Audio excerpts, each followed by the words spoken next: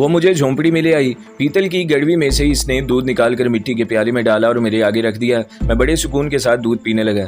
आपको याद होगा कि जब नागन दुर्गा की मुझसे मुलाकात हुई थी और वो नागन के रूप में थी तो मैंने अपने बारे में सब कुछ बता दिया था कि मैं कौन हूँ और हिंदुस्तान में कैसे आया था और मेरी बीवी का नाम जमीला है जो मुझसे बिछड़ चुकी है। मैंने दूध पी लिया तो इस दौरान नागन दुर्गा बालों में कंघी करती रही। इसने मुझसे पूछा तुम्हारी पत्नी कहाँ है? फिर खुद ही बोली मगर तुम तो शहर का नाम नहीं बता सकोगे। ये बताओ कि दौरा पड़ने पर सांप के रूप में आने के बाद तुम पर किसने मंत्र फूंक कर तुम्हारी इंसानी आवाज खत्म कर दी? मैं खामोश रहा और इसकी तरफ देखता रहा। वो मुस्कुराकर बोली मैं फिर भूल गई थी कि तुम तो बोल नहीं सकते। खैर कोई बात नहीं, मैं तुम्हारा जादू उतारने की कोशिश करूंगी। एक जगह मुझे मालूम है जहाँ तुम पर किया गया जादू उतर सकता है, बस मुझे थोड़ा सा चिल्ला करना पड़ेगा। तुम्हारी खातिर मैं सब कुछ करने को तैयार हूँ। इसने खास अंदाज में मुस्कुरा कर मेरी तरफ देखा और मुझे उठाकर मेरा मुंह चूम लिया। ये पहली औरत मैंने देखी थी जो मेरा सांप वाला मुंह चूम रही थी। इसकी ये गर्म जोशी मेरी समझ में नहीं आई। आगे चलकर मुझे सब कुछ मालूम हो गया कि नागन दुर्गा मुझसे मोहब्बत करने लगी थी। नागन दुर्गा ने मुझे चौकी पर बिठा दिया और गेंदे के फूल जो वो नदी से लाई थी इन्हें थाली में सजाया और थाली मेरे आगे रखकर हाथ जोड़कर मुझे प्रणाम किया और बोली करमदाद यहाँ से कुछ दूर जंगल में माता किंती का मरगट है। इस मरगट पर माता किंती की समाध है। मुझे वहाँ 7 रातें तुम्हें साल लेकर चिल्ला करना होगा। भगवान ने चाहा तो 8वें रोज तुम्हारा जादू टूट जाएगा और तुम अपनी इंसानी आवाज में बोलने लगोगे। अब तुम शांत हो जाओ, मैं आज रात ही से ये चिल्ला शुरू कर दूंगी। शाम को इसने चिल्ला शुरू करने की तैयारियां कर दी। वो मुझे साथ लेकर नदी पर गई। शाम के झटपटे का वक्त था। अंधेरा आहिस्ता आहिस्ता फैल रहा था। इसने मुझे किनारे पर बिठा दिया और खुद नदी में उतरकर नहाने लगी। वो एक औरत थी। मैं इसके सेहतमंद जिस्म को देख रहा था और सोच रहा था कि ये औरत किस तरह एक खामन के बगैर सारी जिंदगी बसर करेगी। जिस तरफ सूरज गुरूब हो चुका था नागन दुर्गा ने इस तरफ मुंह किया हुआ था और हाथों से नदी का पानी उछालकर अपने ऊपर डाल रही थी और श्लोक पढ़ रही थी। मैं नदी के किनारे पर घास में कुंडली मारकर बैठा इसे देख रहा था और सोच भी रहा था कि मैं किस मुसीबत में मुब्तला हो गया हूँ। मुझे जमीला का ख्याल आ रहा था कि वो मेरे लिए किस कदर परेशान नहीं होगी। कमांडो मंजिर खालिद ने इसे बता दिया होगा कि करमदाद हमसे बिछड़ गया है। स्नान करने के बाद नागन नदी से निकल आई। फिर मुझे उठाकर सीने से लगाया, गड़वी में नदी का पानी भरा और कहने लगी ये माता किंती का खास स्नान है। इसमें तुम्हें लेकर माता किंती की समाध पर जाऊंगी और सारी रात चिल्ला करूंगी। तुम मेरे पास ही रहोगे। तुमसे अलग होकर मैं ये चिल्ला नहीं कर सकती। तुम चलोगे ना मेरे साथ करमदाद? वो इस तरह मुझसे पूछ रही थी जैसे मैं इंसानी शक्ल में इसके पास मौजूद हूँ। मैं बोल नहीं सकता था। अगर बोल सकता तो इसे एक ही बात कहता कि अपने भगवान के लिए मुझे किसी तरह भोपाल मेरी बीवी जमीला के पास पहुँचा दो, मगर मैं ये बात अपनी जुबान से अदा नहीं कर सकता था। मेरी कुव्वते गोयाई सलब हो चुकी थी। आधी रात तक नागन दुर्गा मुझे झोंपड़ी में अपने सामने चौकी पर बिठाकर अजीब व गरीब जुबान में श्लोक पढ़ती रही। जब काफी रात गुजर गई तो इसने मुझे उठाकर अपनी गर्दन में डाला और बोली करमदाद अब तुम मेरे साथ माता किंती की समाध पर चलोगे। इसने पानी की गड़वी अपने साथ ले ली थी। झोंपड़ी से निकलकर वो नशीब में उतर गई। आगे जंगल शुरू हो जाता था। जंगल में सन्नाटा और तारीकी छाई हुई थी। नागन दुर्गा जंगल की एक तरफ होकर चल रही थी जहाँ कच्ची पगडंडी बनी हुई थी। मुझे अंधेरे में पगडंडी साफ नजर आ रही थी। कोई 1 मील तक पगडंडी पर चलने के बाद नागन दुर्गा पगडंडी से उतरकर बाएं जानिब दरख्तों की तरफ हो गई। इन दरख्तों में मुझे दूर से एक पुरानी खंडर की शिकस्ता इमारत नजर आई। नागन दुर्गा ने कहा करमदाद हम माता किंती की समाध पर पहुंच गए हैं। परेशान मत होना, यहाँ तुम्हें कोई कुछ नहीं कहेगा। खंडर की एक तरफ चबूतरे पर एक छोटी सी समाध थी। चबूतरे का फर्श पुरानी ईंटों का था। समाध की ताक में एक सांप की मूर्ति मुझे अंधेरे में नजर आ गई। नागन दुर्गा इस मूर्ति के आगे बैठ गई। मुझे इसने अपने करीब ही बिठा दिया। कहने लगी ये माता किंती की भक्तनी मूर्ति है। जब मैं 7 रातें चिल्ला पूरा करूंगी तो इस नागन की मूर्ति के मुंह से फंकार की आवाज आएगी। इसके साथ ही तुम्हारा जादू टूट जाएगा और तुम्हारी बोलने की शक्ति वापस आ जाएगी। अब मैं चिल्ला शुरू करती हूँ। इसने हाथ बांध लिए और आगे पीछे हिलते हुए श्लोक पढ़ने शुरू कर दिए। जाहिर है मैं सिवाय बोर होने की और कुछ नहीं कर सकता था। मैं वहाँ से जा भी नहीं सकता था क्योंकि नागन दुर्गा सिर्फ मेरे हुलिये पे चिल्ला कर रही थी और मेरा वहाँ मौजूद होना बकौल इसके ज़रूरी था। वो हर 5-7 मिनट के बाद श्लोक पढ़ते पढ़ते मुझ पर फूंक मार देती थी। मेरे लिए ये सब बेकार की बातें थी, लेकिन दिल में ये ख्याल ज़रूर आता कि मुझ पर जो सफली जादू हुआ है इसका तोड़ नागन दुर्गा का सफली चिल्ला ही हो सकता है। बाकी की आधी रात नागन दुर्गा श्लोक पढ़ पढ़ कर मुझ पर फूंकती रही। जब पू फटने लगी तो वो मुझे लेकर वापस झोंपड़ी में आ गई और अपने साल लगाकर सो गई। जब वो खराटे लेने लगी तो मैं चारपाई से खिसक कर चारपाई से नीचे उतर आया और झोंपड़ी से निकल गया। बाहर खूब धूप निकली हुई थी। दरख्तों पर परिंदे बोल रहे थे। ठंडी हवा बात चल रही थी। मैं एक तरफ होकर बैठ गया और अपने परेशान ख्यालों में खो गया। कभी सोचता कि इस बकबक को यहीं छोड़कर यहाँ से फरार हो जाऊं। लक्ष्मणपुर पहुंचा हूं तो किसी न किसी तरह गिरता पड़ता भोपाल भी पहुंच जाऊंगा, लेकिन मुझे मालूम था कि मैं भोपाल से काफ़ी दूर हूँ। दूसरी बात यह थी कि बहुत मुमकिन था कि नागन दुर्गा की चिल्लाकशी से मेरी इंसानी कुव्वत गोयाई वापस आ जाए, और ये भी मुमकिन है कि मैं चिल्लाकशी के असर से फिर से इंसानी शक्ल इख्तियार कर जाऊं। बस यही एक मोहम सी उम्मीद थी जो मुझे नागन दुर्गा के पास रोके हुए थी, और मैं इसके पास रहने पर मजबूर था।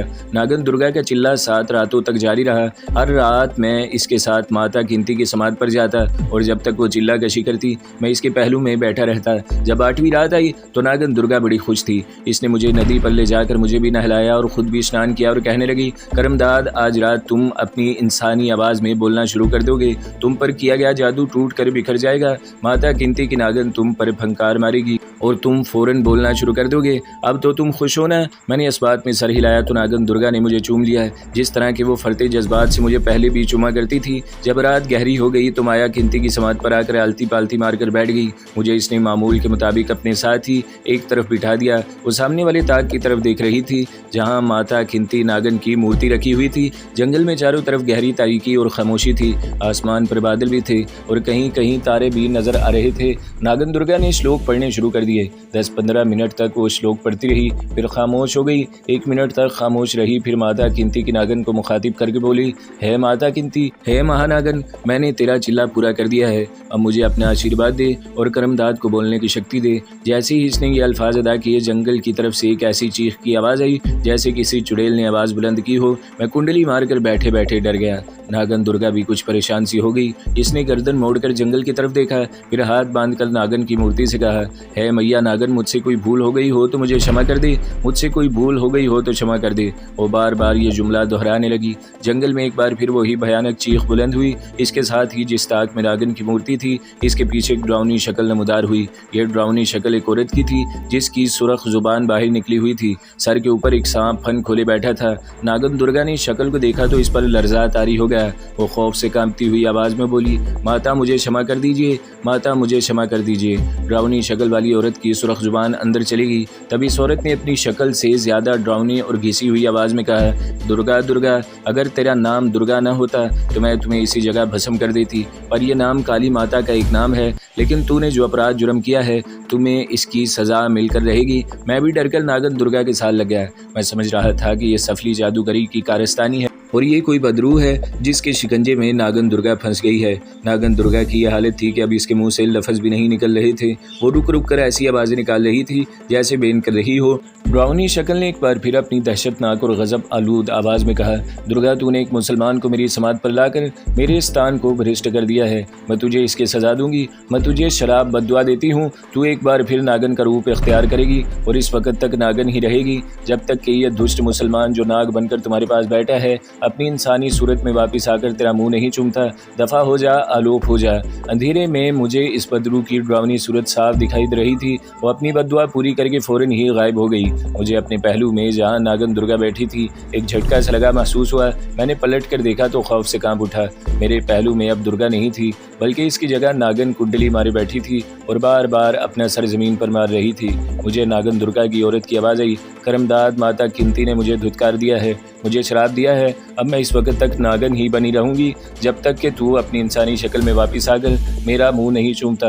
अचानक मेरे मुंह से इंसानी आवाज़ निकली। मैं अपनी आवाज़ पर हैरान भी हुआ और खुश भी हुआ। मेरे मुंह से बेख्तियार निकल गया, खुदा मुझे माफ़ कर देगा दुर्गा, मेरी वजह से तुम्हें। मैं अपना जुमला पूरा न कर सका और अपनी आवाज़ सुनकर हैरान होने लगा।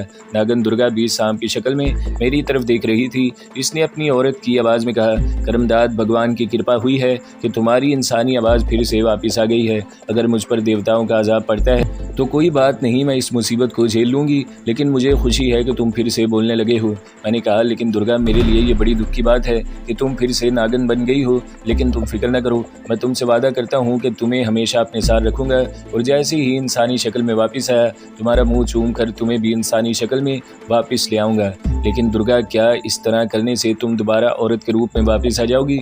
दुर्गा नागिन ने अपने मुंह से सिसकारी सी भरकर उदास लहजे में कहा, हाँ करमदाद, माता गिनती ने जो कुछ कहा है ऐसे ही होगा, लेकिन तुम मुझे अपने साथ कहाँ लिए फिरोगे? तुम तो खुद एक सांप हो। मैंने कहा, इस धरती पर और भी तो नाग नागिनें जिंदा रहती हैं, हम भी रह लेंगे। तुम घबराओ नहीं, मुझ पर किसी वक्त दौरा पड़ सकता है और मैं किसी भी लम्हे इंसानी शक्ल में वापस आ सकता हूँ।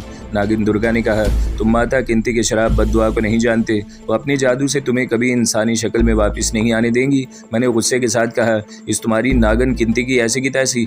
नागन दुर्गा ने रहम तलब लहजे में कहा, भगवान के लिए ऐसा न कहो करमदाद, माता किंती शायद अभी यहीं होगी, चलो यहाँ से चलो। जब हम वहाँ आए थे तो मैं सांप के रूप में था और नागन दुर्गा औरत के रूप में थी, और अब जब कि हम वहाँ से वापस जा रहे हैं तो दोनों नाग और नागिन के रूप में थे।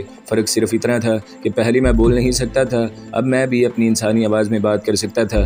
खुदा जाने ये दुर्गा के श्लोकों का या चिल्ले का असर था या क्या था, लेकिन मेरी खुशकिस्मती की एक बात हो गई थी। हम दोनों इसी तरह रेंगते हुए समाज के चबूतरे से उतरकर नागन दुर्गा की झोंपड़ी की तरफ चल पड़े, जिस तरफ जंगल में नाग नागन का जोड़ा रात को सैर किया करता था।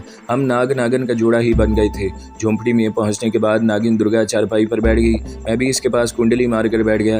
नागिन दुर्गा के मुंह से जैसे कहा निकल गई, कहने लगी, करमदाद तुम मेरी खातिर अपनी ज़िंदगी क्यों मुसीबत में डालते हो, मुझे मेरे हाल पर छोड़ दो और तुम यहाँ से अपनी बीवी के पास चले जाओ। मैंने कहा, दुर्गा तुम्हारी किस्मत मुझसे जोड़ दी गई है, तुम इस सूरत में औरत की शक्ल में वापस नहीं आ सकती। जब मैं इंसान की शक्ल में वापस आऊँगा तो फिर मैं तुम्हें कैसे अकेला छोड़ सकता हूँ। मैं तो कहता हूँ कि तुम भी मेरे साथ ही चलो, कोई पता नहीं मैं किस वक्त शाम से इंसान की शक्ल में वापस आ जाऊं, तब तुम भी अपनी असल शक्ल इख्तियार करके वापस यहाँ लक्ष्मणपुर में आ जाना। नागन दुर्गा आहसी भरकर खामोश रह गई। मेरा ख्याल है इस वक्त रात के 2-2:30 बजे का वक्त था।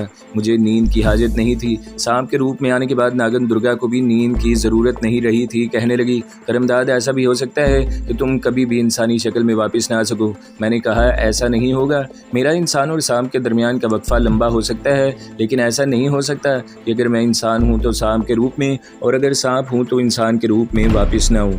नागन दुर्गा ने मायूस लहजे में कहा, नहीं करमदाद, तुम मुसलमान हो, तुम हिंदू देवी देवताओं और बदरुओं के शराब से वाकिफ़ नहीं हो। इनकी बद्दुआएं इनके मानने वालों को ज़रूर लगती हैं। मैंने कहा, लेकिन तुम्हारी माता किंती की ड्रावनी बदरू ने यह भी तो कहा था कि जब करमदाद इंसान की शक्ल में वापस आ जाएगा तो तुम्हें चूमने के बाद तुम भी औरत की शक्ल इख्तियार कर लोगी। नागन दुर्गा बोली, ये इसने वैसे ही कह दिया था। मैं माता किंती की बदरू को जानती हूँ, मुझे तो लगता है कि अब हम दोनों में से कोई भी इंसानी शक्ल में वापस नहीं आ सकेगा।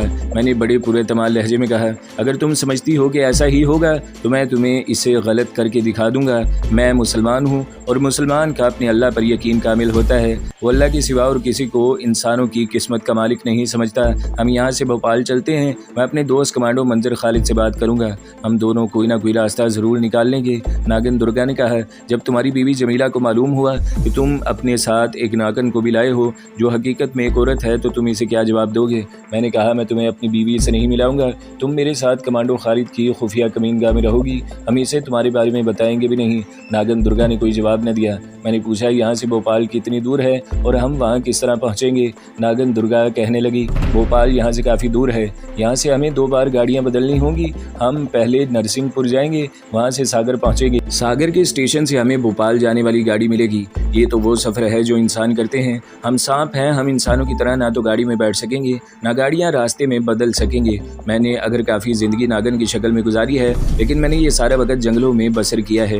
मैंने कहा, मुझे शहरों और रेलवे स्टेशनों में आने जाने का काफ़ी तजुर्बा है। अगरचे इंसानों के दरमियान जाकर हमें हर वक्त अपनी जान की फ़िक्र रहेगी, क्योंकि सांप को इंसान अपना दुश्मन समझते हैं और देखते ही इसे मारने को दौड़ते हैं। लेकिन हम रात के वक्त सफ़र करेंगे और छुप छुप कर स्टेशन पर पहुँचेंगे और रेलगाड़ी के डब्बे में बैठने के बजाय डब्बे की छत पर लेट कर सफ़र करेंगे। नागन दुर्गा ने आह भरकर कहा, शायद तुम ठीक ही कहते हो। रात आहिस्ता आहिस्ता गुजर रही थी। झोंपड़ी के बाहर जंगल में अंधेरा था, अब हम दोनों ही अंधेरे में देख सकते थे। मैंने कहा, अगर हमें भोपाल जाना है और रात के अंधेरे में ही यहाँ से निकलना है तो फिर सुबह का इंतज़ार करने की क्या ज़रूरत है। अभी रात बाकी है, अभी यहाँ से निकल जाते हैं। नागन दुर्गा ने कहा, अभी निकल चलते हैं। मैंने पूछा, यहाँ से रेलवे स्टेशन कितनी दूर होगा। मैं तो एक ट्रक पर सवार होकर आया था। नागन दुर्गा की आवाज़ में अब कुछ एतमाद सा आता जा रहा था। लगता था कि इसने अपनी बदनसीबी को कबूल कर लिया था। कहने लगी, यहाँ से एक नज़दीकी रास्ता जंगल में से होकर रेलवे लाइन तक जाता है, वहाँ से स्टेशन ज़्यादा दूर नहीं है। हो सकता है सुबह होने तक हमें कोई गाड़ी मिल जाए जो नरसिंहपुर की तरफ जा रही हो। नागन दुर्गा ने चारपाई पर बैठे बैठे एक निगाह चारों तरफ झोंपड़ी में डाली और चारपाई से उतरकर मेरे साथ जंगल की तरफ चल पड़ी। वो मेरे आगे आगे जा रही थी। चूँकि अब वो सांप के रूप में थी, इसलिए मुझे इसके जिस्म की बू बड़ी साफ साफ महसूस रही थी। इसी तरह इसे भी मेरे जिस्म की बू साफ साफ महसूस हो रही थी। नाग और नागिन एक दूसरे से चाहे कितनी दूर क्यों ना हो, वो एक दूसरे की बू महसूस करके एक दूसरे के पास पहुंच जाते हैं। इसे रेलवे लाइन तक पहुंचने के आसान रास्ते का इल्म था। जंगल में रात की तारीकी छाई हुई थी, लेकिन यह तारीकी हमारे रास्ते में रुकावट नहीं बन रही थी। हमें सांप यानी नाग और नागिन होने की वजह से दरख्त झाड़ियाँ बिल्कुल साफ नजर आ रही थी। नागिन दुर्गा बड़ी तेजी से जा रही थी। हम बड़ी जल्दी जंगल को पार कर गए। आगे एक खुला मैदान आ गया जहाँ ऊंचा घास था। एक जगह गुजरने का रास्ता बना हुआ था। हम इसमें से होकर गुजरने लगे। घास का मैदान काफ़ी लंबा चौड़ा था। काफ़ी देर इसे पार करते लग गई। जब बाहर निकले तो दूर से रेलवे सिग्नल की सुरख बत्ती दिखाई दी। नागिन दुर्गा रुक कर कहने लगी, ये सिग्नल की बत्ती रेलवे लाइन की है, हम इसी तरफ जाएंगे। थोड़ी देर में हम रेलवे लाइन पर थे और पटरी के साथ साथ शुमाल मशीक की तरफ जा रहे थे। रास्ते में एक नहर का पुल भी आया। काफ़ी कुशादा नहर थी। हम पुल के ऊपर से रेंगते हुए दूसरी तरफ निकल गए। यहाँ से हमें दूर स्टेशन की रोशनियाँ झिलमिलाती नजर आईं। नागिन दुर्गा ने कहा, ये बहुगंज का स्टेशन है, यहाँ से हमें नरसिंहपुर जाने वाली गाड़ी मिल सकती है, लेकिन मालूम नहीं किस वक्त मिले। मैंने कहा, ये हमें कैसे मालूम होगा कि कौन सी गाड़ी नरसिंहपुर जा रही है, हम तो किसी से पूछ भी नहीं सकते। नागिन दुर्गा मेरे साथ रेंग रही थी। कहने लगी, तुम फिक्र न करो, मैं ये मालूम कर लूँगी। हम रेल की पटरी के साथ साथ चलते बहुगंज स्टेशन के प्लेटफॉर्म पर आ गए। प्लेटफॉर्म रात के वक्त खाली था। ये मामूली सा स्टेशन था। करीब करीब कोई आबादी भी नहीं थी। दूर किसी गांव की इक्का दुक्का रोशनियां दिखाई दे रही थी। प्लेटफॉर्म के शुरू में ही एक जानिब कोई स्टॉल था जो बंद पड़ा था। हम स्टॉल की ओर में आ गए। नागिन दुर्गा कहने लगी, तुम इसी जगह ठहरो, मैं मालूम करके आती कि नरसिंहपुर जाने वाली गाड़ी किस वक्त आएगी। मैंने इसे कहा, मैं तुम्हें अकेले नहीं जाने दूंगा, मैं तुम्हारे साथ चलूंगा। वो बोली, तुम्हारा मेरे साथ जाना बेफायदा है, मैं हिंदी ज़ुबान भी पढ़ लेती हूँ, यहाँ हिंदी ज़ुबान ही चलती है। अगर किसी जगह हिंदी में गाड़ियों के आने जाने का बोर्ड लगा हो तो मैं इसे पढ़ सकती हूँ। तुम यहीं छुप कर बैठे रहो, मैं ज़्यादा देर नहीं लगाऊंगी। वो चली गई। मैं स्टॉल की लकड़ी की दीवार के साथ लगकर बैठा रहा। वो मुझे ईंटों के प्लेटफॉर्म की धुंधली रोशनी में कुछ दूर तक जाती नजर आई, फिर निगाहों से ओझल हो गई। मैं इसी जगह बैठा इसकी वापसी का इंतजार करता रहा। इसने काफ़ी देर लगा दी। जब वापस आई तो इसके साथ ही दूर से रेलवे इंजन की सीटी की आवाज़ भी आई। नागिन दुर्गा ने कहा, यही गाड़ी नरसिंहपुर जाएगी। मैं स्टॉल की ओर से निकल आया। नागिन दुर्गा ने कहा, हम इसी जगह छुप कर रेलगाड़ी का इंतजार करेंगे। हम प्लेटफॉर्म के आखिरी सिरे पर थे। यहाँ से प्लेटफॉर्म की ढलान उतरी हुई थी और बहुगंज नाम का बोर्ड भी लगा हुआ था। मैंने कहा, यहाँ तो इंजन आकर रुकेगा, हमें दूसरी तरफ रेलवे लाइन पर जाकर मुसाफिरों के डब्बे की छत पर चढ़ने की कोशिश करनी होगी। वो बोली, ये मुसाफिर ट्रेन है, काफ़ी लंबी होगी, हम यहीं से इंजन के साथ वाले डब्बे पर चढ़ जाएंगे। ट्रेन प्लेटफॉर्म में दाखिल हो गई और प्लेटफॉर्म पर इसकी धमक हमें साफ महसूस रही थी। इंजन की लाइट रोशन थी। ये रोशनी आगे ही आगे बढ़ती चली जा रही थी। फिर वो हमारे करीब से गुजर गई और थोड़ा आगे जाकर इंजन रुक गया। ट्रेन भी रुक गई। डब्बों में रोशनी थी मगर तकरीबन सभी मुसाफिर सो रहे थे। नागिन दुर्गा ने कहा, मेरे साथ आओ, हम प्लेटफॉर्म से नीचे उतरकर इंजन के साथ वाले डब्बे की छत पर चढ़ेंगे। मैं इसके पीछे रेंगने लगा। हम बड़ी तेज़ी से प्लेटफॉर्म पर से गुजरकर ट्रेन के नीचे रेल की पटरियों में आ गए। यहाँ से हम पटरियों की दूसरी तरफ गए और एक पहिए पर से होकर डब्बे की अगली दीवार पर से रेंग कर डब्बे की छत पर आ गए। मैंने नागिन दुर्गा से पूछा, हमें ये कैसे पता चलेगा कि नरसिंहपुर का स्टेशन आ गया है? वो कहने लगी, मैं नरसिंहपुर के स्टेशन को भी पहचानती हूँ, वहाँ कई बार जा चुकी हूँ। थोड़ी देर बाद इंजन ने सीटी बजाई और हल्के से धचके के साथ ट्रेन चल पड़ी। ट्रेन बाकी सारी रात और दूसरा दिन भी चलती रही। शाम के वक्त जाकर कहीं नरसिंहपुर का स्टेशन आया। इस दौरान हम डब्बे की छत पर ही कभी बैठे और कभी लेटे रहे। हमें खाने पीने की इतनी हाजत भी नहीं थी। जब ट्रेन नरसिंहपुर शहर के करीब पहुंची तो नागिन दुर्गा ने इसकी इमारतों को पहचानते हुए कहा, करमदाद नरसिंहपुर का शहर आ गया है। मैंने कहा, खुदा का शुक्र है, अब यहाँ से हमें कौन सी गाड़ी पकड़नी होगी? वो कहने लगी, सागर जाने वाली गाड़ी पकड़नी पड़ेगी। नरसिंहपुर का स्टेशन बड़ा स्टेशन है, यहाँ से बड़ी जल्दी मालूम हो जाएगा कि सागर जाने वाली गाड़ी कौन सी है। नरसिंहपुर के स्टेशन पर ट्रेन खड़ी हुई तो हम एक दूसरे के आगे पीछे रेंग कर डब्बे की दूसरी जानिब यानी जिस तरफ दूसरा रेलवे ट्रैक था उतर गए। ट्रेन लंबी थी और हमारा डब्बा इंजन के साथ वाला डब्बा था जो प्लेटफॉर्म के सिरे पर जाकर रुका था। यहाँ इक्का दुक्का मुसाफिर ही थे। हम दूसरी तरफ वाले रेलवे ट्रैक में कुछ दूर तक चले।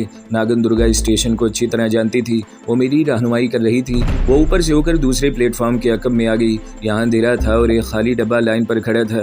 नागिन ने मुझे कहा, करमदाद तुम इस खाली डब्बे में बैठो, मैं सागर जाने वाली गाड़ी का पता करके आती हूँ। वो चली गई। मैं खाली डब्बे में आकर सीट के नीचे छुपने के बजाय सीट की खिड़की पर चढ़कर बैठ गया। यहाँ से मैं बाहर का नज़ारा देख सकता था। मेरे सामने रेलवे लाइन थी, इसके आगे प्लेटफॉर्म था जो बिल्कुल खाली था। इसके आगे फिर एक रेलवे लाइन थी और आगे एक और प्लेटफॉर्म था जिस पर हमारी गाड़ी आकर रुकी थी। काफ़ी देर गुजर गई, नागन दुर्गा वापस न आई। मैं भी फिक्रमंद हो गया, कहीं इसे किसी ने कुचल कर मार ना डाला हो, कहीं वो किसी शंट करते इंजन या डब्बे के नीचे ना आ गई हो। मेरे दिल में तरह तरह के वसवसे पैदा हो रहे थे। मैंने फिजा में सूंघा, नागन दुर्गा की बू एक जानिब से बराबर आ रही थी। इसका मतलब था कि वो रेलवे स्टेशन की हुदूद में ही है। इस बू से मैं ये अंदाज़ा नहीं लगा सकता था कि नागन दुर्गा जिंदा है या मर गई है, क्योंकि सांप जब मर जाता है तो इसके जिस्म से इस वक्त तक तेज़ बू निकलती रहती है जब तक कि इसका जिस्म बिल्कुल मिट्टी नहीं बन जाता। आखिर मुझे इसकी बू तेज़ होती महसूस हुई। वो मेरी तरफ आ रही थी, बू तेज़ से तेज़ तर होती जा रही थी। आखिर मैंने इसे सामने वाले खाली प्लेटफॉर्म पर तेज़ी से रेंगते और नीचे लाइनों में उतरते देख लिया। कुछ देर बाद वो मेरे डब्बे में आ गई। मैंने कहा, तुमने बहुत देर लगा दी। मैं तो परेशान हो गया था। वो कहने लगी, जिस प्लेटफॉर्म पर गाड़ियों के आने जाने का लिखा था वहाँ काफ़ी लोग थे। मैं इंतज़ार करती रही कि लोग वहाँ से हटे तो मैं जाकर बोर्ड पढ़ूँ। आखिर एक मुसाफिर ने मेरी मुश्किल आसान कर दी। वो एक कुली से पूछ रहा था कि सागर जाने वाली गाड़ी किस प्लेटफॉर्म पर आएगी। कुली ने कहा, प्लेटफॉर्म नंबर 2 पर आएगी। अब हमें प्लेटफॉर्म नंबर 2 पर जाकर किसी जगह छुप कर बैठना होगा, क्योंकि कोई पता नहीं ये गाड़ी कब आएगी, हो सकता है अभी आ जाए। मैंने पूछा, ये प्लेटफॉर्म नंबर 2 कहाँ पर है? वो बोली, मेरे साथ आओ, मुझे मालूम है। हम खाली डब्बे से उतर गए। रेल की पटरियों में से गुजरते हुए प्लेटफॉर्म नंबर 2 के सिरे पर आकर एक लकड़ी के खोखे के पीछे छुप कर बैठ गए। ये बड़ी गनीमत की बात थी कि मेरी तरह नागन दुर्गा का सांप का जिस्म भी 2-2.5 बालिश्त का था और इसका रंग भी खाकिस्तरी था। हमें ख़ास तौर पर अंधेरे में आसानी से नहीं देखा जा सकता था। हमें वहाँ से नंबर 2 प्लेटफॉर्म नज़र आ रहा था। जब वहाँ एक गाड़ी आकर रुकी तो नागिन दुर्गा ने कहा, यही गाड़ी सागर को जाएगी, हमें इसकी पिछली तरफ से छत पर चढ़ना होगा। अगरचे प्लेटफॉर्म पर काफ़ी रोशनियाँ थी, ये बड़े शहर का स्टेशन था। इसके बावजूद प्लेटफॉर्म की रेलवे लाइनों में कहीं कहीं अंधेरा था और हम इस अंधेरे का फ़ायदा उठाते हुए इधर उधर रेंग कर नंबर 2 प्लेटफॉर्म पर खड़े ट्रेन के नीचे आ गए। ये ट्रेन का पिछला डब्बा था। हम इसकी दीवार पर से होकर छत पर चढ़ कर लेट गए। बैठने से हम ऊपर पुल पर से गुजरने वाले मुसाफिरों को नजर आ सकते थे। मैंने नागिन दुर्गा से कहा, कहीं ये गाड़ी किसी दूसरे शहर को तो नहीं जा रही? इसने कहा, ये भोपाल ही को जा रही है, मुझे पूरा विश्वास है। थोड़ी देर बाद ट्रेन चल पड़ी। सागर से भोपाल बहुत दूर है। रात भर ट्रेन सफ़र करती रही। रास्ते में स्टेशन आते, किसी स्टेशन पर ट्रेन ठहरती और फिर चल पड़ती। रात के पिछले पहर बारिश शुरू हो गई। हम बारिश में भीगने लगे तो नागिन दुर्गा ने कहा, शायद ये गार्ड का डब्बा है। मैं नीचे उतर कर देखती हूँ, हो सकता है इस डब्बे में हमें बारिश से बचने के लिए कोई जगह मिल जाए। मैंने कहा, मैं तुम्हारे साथ आता हूँ तो फिर मेरे पीछे पीछे आना। ये कहकर नागिन दुर्गा डब्बे की खिड़की की तरफ नीचे चली गई। मैं इसके पीछे था। इसने अपना सांप वाला सर खिड़की के शीशे के साथ लगाकर अंदर देखा। डब्बे में रोशनी हो रही थी। इसने सर ऊपर कर लिया और कहने लगी, ये फर्स्ट क्लास का डब्बा लगता है। अंदर एक औरत सीट पर सो रही है, दूसरी सीट पर कोई मर्द सो रहा है। डब्बे में सिर्फ दोनों ही हैं। बारिश और तेज हो गई थी। मैंने कहा, ये खिड़की बंद है तो दूसरी खिड़की देखते हैं। हम डब्बे के बाहर रेंग रहे थे, दूसरी खिड़की खुली थी। हम एक दूसरे के पीछे डब्बे में दाखिल हो गए। ये बड़ा आरामदेह फर्स्ट क्लास कंपार्टमेंट था जिसमें रोशनी हो रही थी। औरत और मर्द अलग अलग सीटों पर सो रहे थे। औरत ने सफ़ेद चादर ऊपर की हुई थी। मैंने नागिन दुर्गा को सरगोशी में कहा, मर्द वाली सीट के नीचे घुस जाते हैं, जब बारिश थम जाएगी तो मौका पाकर वापस छत पर चले जाएंगे। हम सीट के नीचे घुसकर बड़े आराम से बैठ गए। वहाँ तो एक हल्का अंधेरा था, दूसरा किसी की नज़र नहीं पड़ सकती थी। ट्रेन पूरी रफ्तार से दौड़ती चली जा रही थी। अगरचे इस इलाके में सर्दियों का मौसम नहीं था, लेकिन इतनी गर्मी भी नहीं थी जिसकी वजह से डब्बा एयर कंडीशन नहीं था, या एयर कंडीशनिंग इन दोनों ने बंद कर दी थी। दोनों नौजवान थे और मियाँ बीवी लगते थे। ये 2 सीटों वाला कोपे था। दोनों सीटों के दरमियान दीवार के साथ मेज़ थी जिस पर औरत का सिंगार बक्स, थर्मस और शीशे के 2 गिलास और एक कप पड़ा था। सामने वाली सीट के नीचे एक चमड़े का बड़ा और एक छोटा सूटकेस भी नजर आ रहा था। छत पर गिरती हुई बारिश शोर मचा रही थी। कोई स्टेशन आया। ट्रेन पूरी रफ्तार के साथ पटरियों को झिमझिमाती हुई वहाँ रुके बगैर गुजर गई। बहुत देर तक ट्रेन तेज़ रफ्तारी से चलती रही, फिर इसकी रफ्तार कम होने लगी। मैंने नागिन से सरगोशी की, मेरा ख्याल है कोई स्टेशन आ रहा है। वो बोली, हाँ, मगर ये भोपाल नहीं है। मुझे मालूम है भोपाल का स्टेशन कल दोपहर के वक्त कहीं जाकर आएगा। ये कोई अहम स्टेशन था। ट्रेन आहिस्ता हो गई और फिर रुक गई। रुकने से ट्रेन को हल्का सा धचका लगा तो नौजवान की आंख खुल गई। हम इस नौजवान की सीट के नीचे थे। हमें सीट के चिरचिराने की आवाज़ आई, फिर इसकी टांगें नजर आईं। वो सीट पर से उठकर दूसरी सीट पर सोई हुई औरत के पास गया और कांधे को हिलाकर बोला, बमला बमला। नौजवान औरत उठकर बैठ गई। इसने खिड़की के शीशे में से झांक कर देखने की कोशिश करते हुए पूछा, राकेश जी, कौन सा स्टेशन है? राकेश ने बाहर झांकते हुए कहा, मेरा ख्याल है लाइन की मुरम्मत हो रही है, ये कोई स्टेशन नहीं है। बमला ने कहा, पानी देना थोड़ा, और वो बालों को दुरुस्त करने लगी। नौजवान और खूबसूरत औरत थी। इसने शब-ख्वाबी का रेशमी गाउन पहना हुआ था। लड़का भी शब-ख्वाबी के लिबास में था। दोनों किसी पढ़े लिखे अच्छे घराने के लगते थे। राकेश ने थर्मस में से पानी गिलास में डालकर बमला को दिया। मैं और नागन दुर्गा सीट के नीचे छुपे इन दोनों को देख रहे थे और खामोश थे। डब्बे की छत पर बारिश की टिप टिप जारी थी, मगर मूसलाधार बारिश नहीं थी। इंजन के विसल की आवाज़ आई और ट्रेन चल पड़ी। नौजवान खिड़की में से बाहर झांक रहा था। दरियाए नर्मदा का जंगल लगता है। इसने खिड़की बंद कर दी और बमला से कहा, तुम आराम करो, मैं भी सो जाता हूँ। भोपाल अभी बहुत दूर है। इसके इस जुमले से मेरी ढारस बंधी और खुशी भी हुई कि हम गलत ट्रेन में नहीं बैठ गए। ये ट्रेन भोपाल ही जा रही थी, मगर अभी तक मुझे अपनी बीवी जमीला और खालिद कमांडो की बू नहीं आई थी। शायद हम अभी भोपाल से काफ़ी दूर थे। बाहर से सिवाय ट्रेन के चलते पहियों की आवाज़ के सिवा और कोई आवाज़ नहीं आ रही थी और ट्रेन किसी वीरान जंगल में से गुजर रही थी। तो दोस्तों, अगली किस्तें सुनने के लिए हमारे चैनल को ज़रूर सब्सक्राइब करें, वीडियो को लाइक करें और बेल के आइकन पर भी क्लिक कर दें ताकि हर जो आने वाली वीडियोज़ हैं वो आपको सबसे पहले मिलती रहें।